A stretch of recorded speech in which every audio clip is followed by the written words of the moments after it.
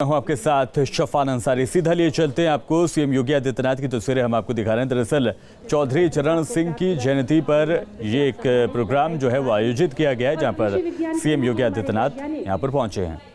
वरिष्ठ वैज्ञानिक को सम्मानित कर रहे हैं डॉक्टर शैलेंद्र कुमार सिंह। आप कृषि विज्ञान केंद्र हैदरगढ़ बाराबंकी बधाई के पात्र हैं। कृषि विज्ञान केंद्र हस्तिनापुर मेरठ के प्राध्यापक एवं अध्यक्ष डॉक्टर ओमवीर सिंह जी बधाई के पात्र हैं। मुख्यमंत्री माननीय मुख्यमंत्री द्वारा आप प्रशस्ति पत्र और अंगवस्त्र आपको प्राप्त हुआ।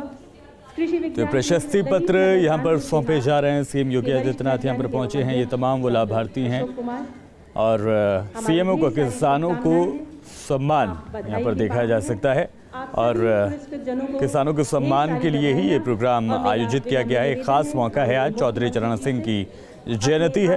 इसी दौरान ये किसानों के सम्मान का प्रोग्राम यहाँ पर आज आयोजित किया गया है। मुख्यमंत्री योगी आदित्यनाथ को आप देख सकते हैं, जहाँ पर प्रशस्ति पत्र यहाँ पर बांटे जा रहे हैं। तमाम आला अधिकारियों को भी यहाँ पर आप देख सकते हैं और ये किताब का विमोचन भी आप यहाँ पर देख सकते हैं। सभी विशिष्ट अतिथि मंचासीन।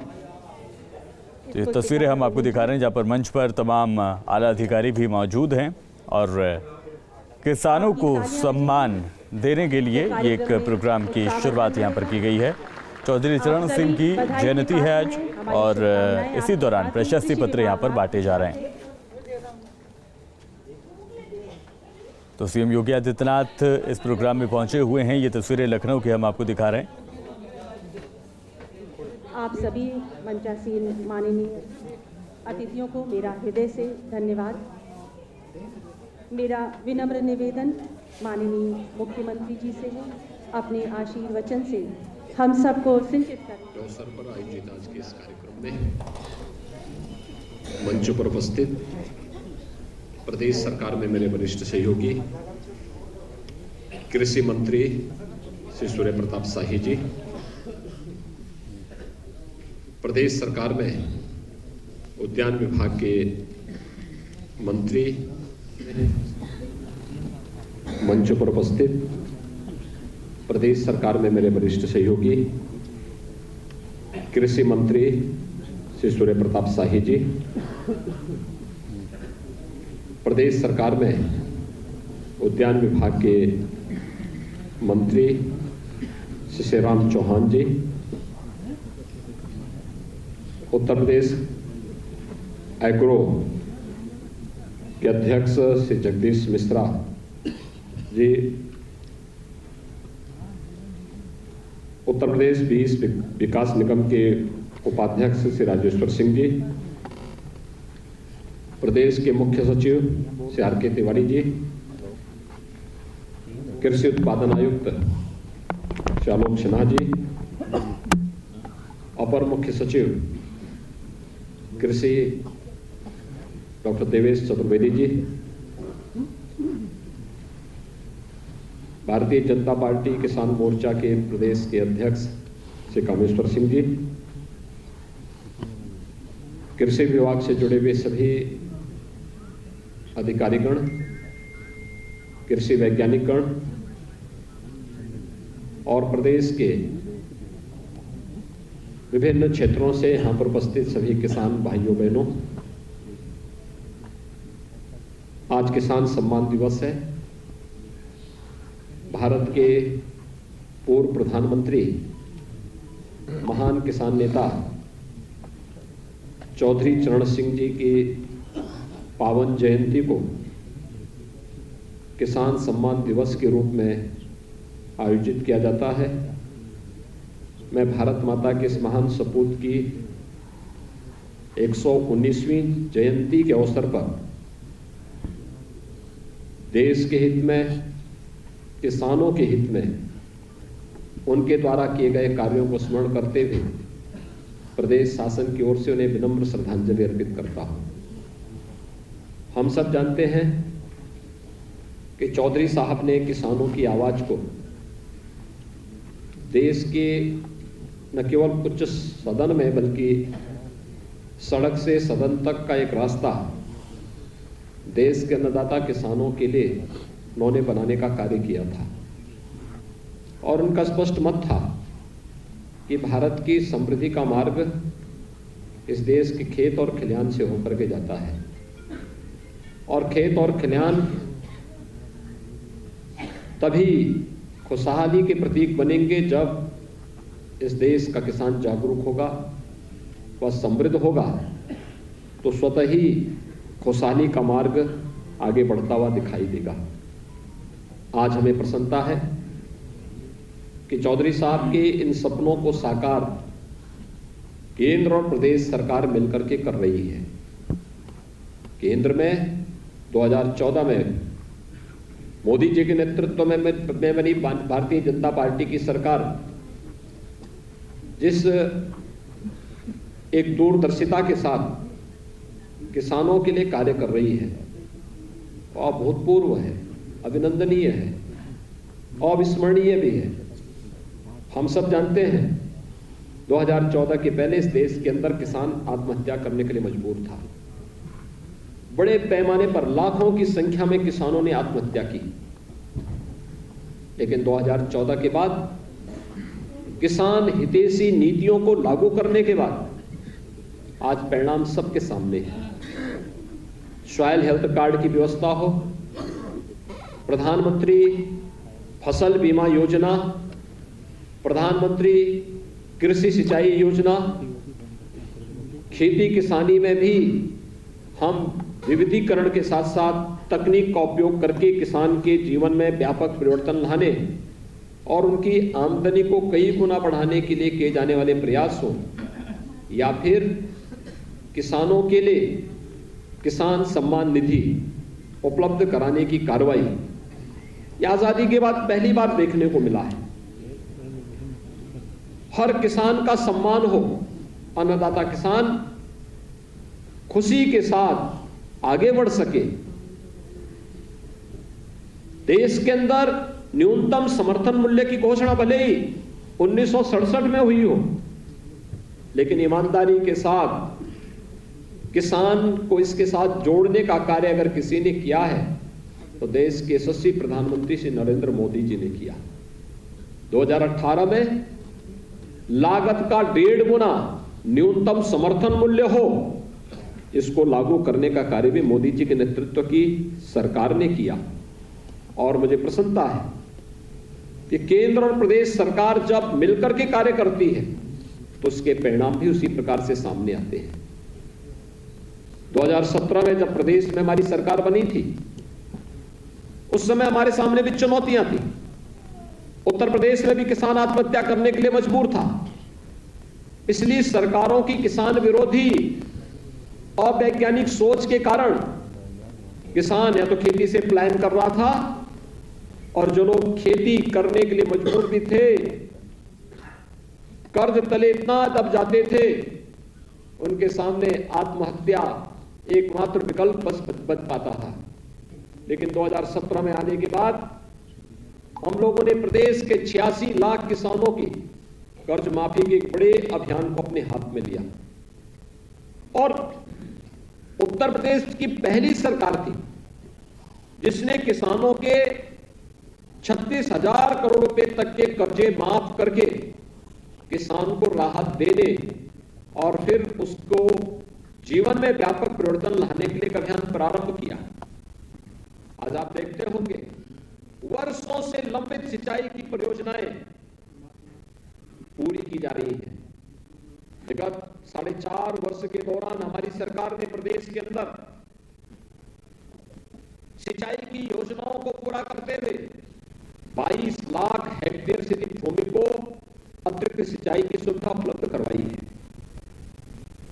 प्रदेश के अंदर अगर मैं प्रोक्यूरमेंट की पॉलिसी को बताऊं, 2017 के पहले उत्तर प्रदेश के अंदर सरकारों के द्वारा किसानों से सीधे क्रय न होने, आड़तियों से भी क्रय करने, और वर्तमान सरकार के द्वारा किसानों से सीधे क्रय करने की तुलनात्मक रूप से आपके सामने बताऊं तो आप स्वयं देखेंगे लगभग दुगने से अधिक का अंतर है। अगर पिछली सरकार के 5 वर्ष के कार्यकाल में धान क्रय वह भी आड़तियों के माध्यम से मात्र 123.61 लाख मीट्रिक टन हुआ है, तो हमारी सरकार ने पिछले 4.5 वर्ष के अंदर 203.26 लाख मीट्रिक टन धान का क्रय सीधे किसानों से करके एमएसपी के लाभ डीबीटी के माध्यम से उसके अकाउंट में देने का कार्य किया। गेहूं में भी अगर हम देखेंगे कितना अंतर आया है।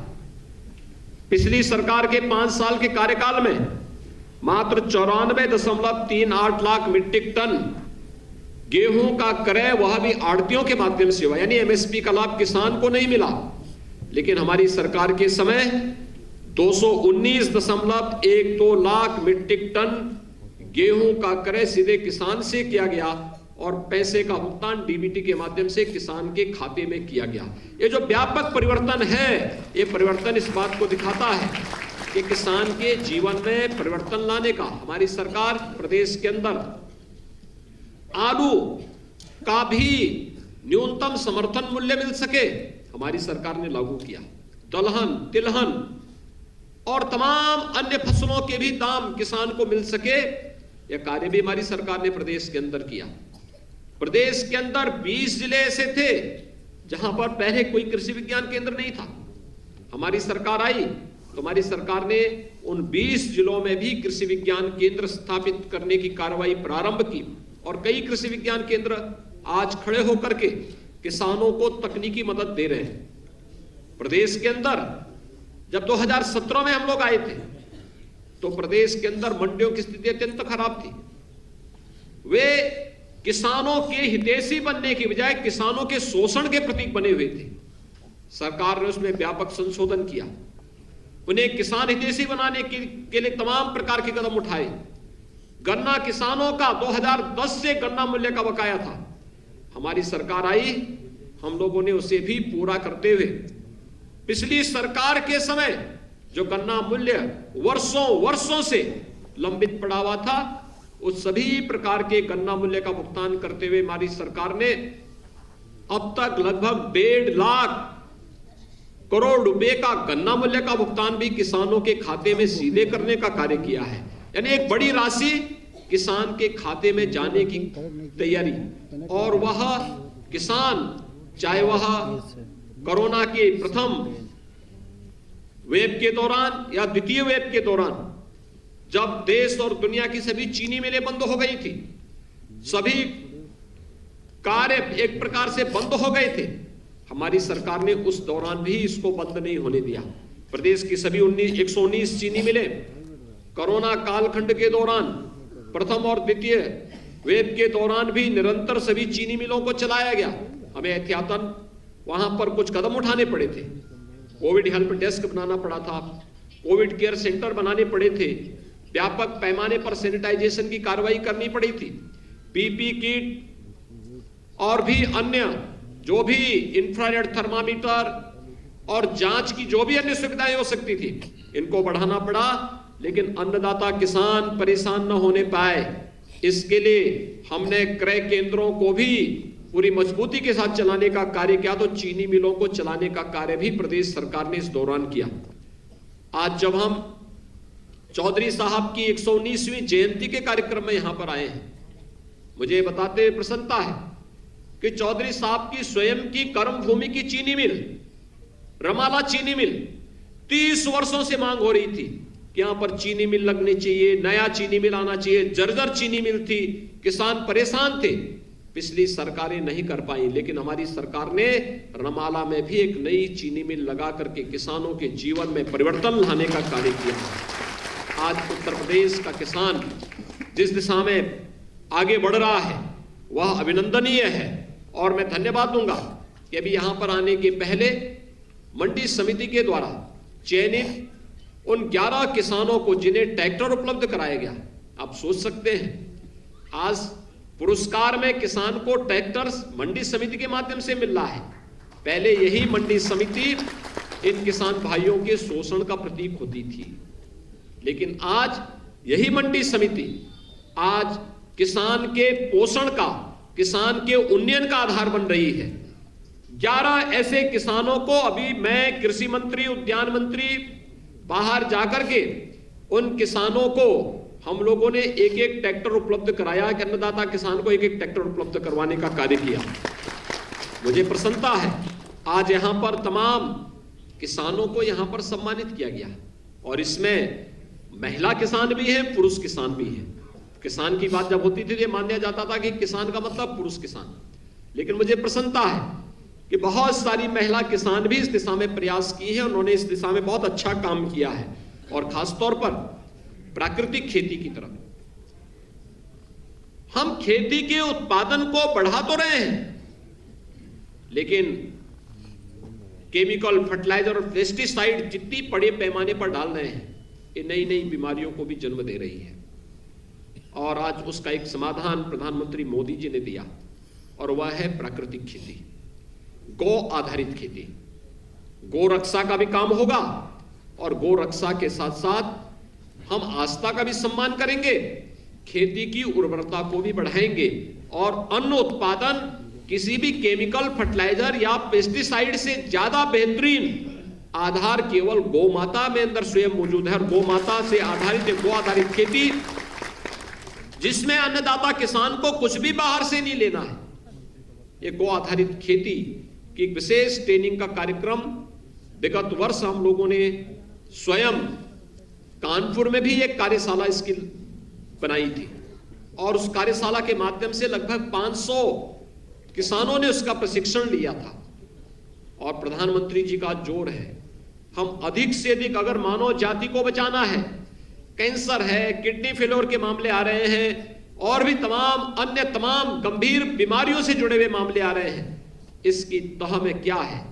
और वह एक ही बात सामने आती है कि बड़े पैमाने पर रसायन उर्वरक और कीटनाशकों का उपयोग करने के उपरांत जो भी उत्पाद आ रहा है वह इतना जहरीला हो रहा है कि जो व्यक्ति उसको खाएगा तो एक समय के बाद कहीं ना कहीं वह उसकी चपेट में आ सकता है। और इसलिए प्राकृतिक खेती ही एकमात्र